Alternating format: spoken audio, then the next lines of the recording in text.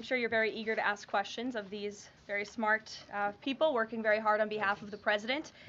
We do have somebody in our new media seat today.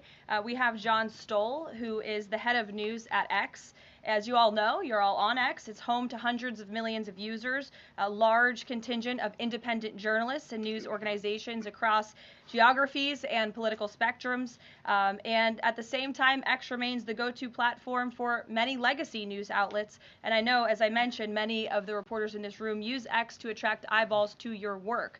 Prior to joining X, John spent 2 decades in journalism, including several years as an editor at the Wall Street Journal. We are excited to have him in the briefing room today. John, we'll let you kick it off. And as I said at the top, please direct your question to the individual up here who you'd like an answer from. John, why don't you begin? All right, thank you very much. I am sitting in for a thriving ecosystem of journalists, independent and emerging news organizations who do depend on X for publicity, for a business model.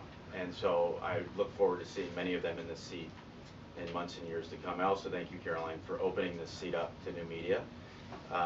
It really is a testament not only to your open-mindedness, but also to innovation, that you'd actually think about, folks that are not traditionally credentialed to be in this room, and not only have a question, but also to witness. This is a very important intersection of power and the free press. Mm-hmm. And so just the ability to witness this and be part of it, it brings everybody's game up. So thank you for that. I think this is for Mike Waltz. My question is about Ukraine. Sure. For about more than 10 years, I've been fascinated, like many, with what's going on. Was in Northern Europe, working out of the Baltics when Crimea was annexed, and was a lot of this came on Twitter. The platform used to be known as Twitter. Was a lot of European leaders would talk about their disappointment and solidarity with Ukraine, but when it came to actually doing something, it felt like they were passing a hot potato and sent it over the Atlantic. I wonder how much of what we're seeing right now out of the administration and President Trump is a call to Europe and the European leaders and the allies that we've traditionally had to pick up that hot potato and start doing something a little bit more concrete to win and preserve the peace in Ukraine. The second question I have is, it's related, is there's been a lot of speculation that President Trump and the administration might be manipulated by Vladimir Putin. I wonder if you can just talk a little bit about the administration's posture and your confidence in the competence of this administration to go toe-to-toe with Vladimir Putin. Well, if there's I'll take the second question first. If there's anybody in this world that can go toe-to-toe with Putin, that could go toe-to-toe with Xi, that could go toe-to-toe with Kim Jong-un, and we could keep going down the list, it's Donald J. Trump. He is the deal maker in chief. There is no question that he is the commander in chief.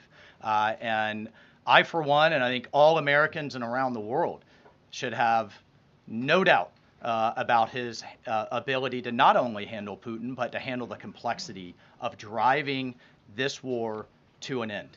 And then on your first piece on Europe, I'll take you back to 2014. You're right, there was a lot of hand-wringing in Europe and not a lot of action. There's also a lot of hand-wringing here in Washington under the Obama administration and not a lot of action. They literally threw blankets at the problem. And so I'll remind everyone that Putin had some type of conflict, invasion, or issue with their neighbor under President Bush with Georgia, under President Obama with Ukraine 2014, not under President Trump 45, and again with President Biden in 2022. The war should have been deterred. The war should have never happened, and I have no doubt it would not have happened under President Trump and will stop under President Trump again. But I just want to push back on this notion of our European allies not being consulted as we've entered into this process. I already mentioned the immediate phone call President Trump made to President Zelensky. He has talked to President Macron of France repeatedly last week. President Macron convened European leaders and then is coming here on Monday. Prime Minister Starmer is coming next Thursday. I've talked to every one of my national security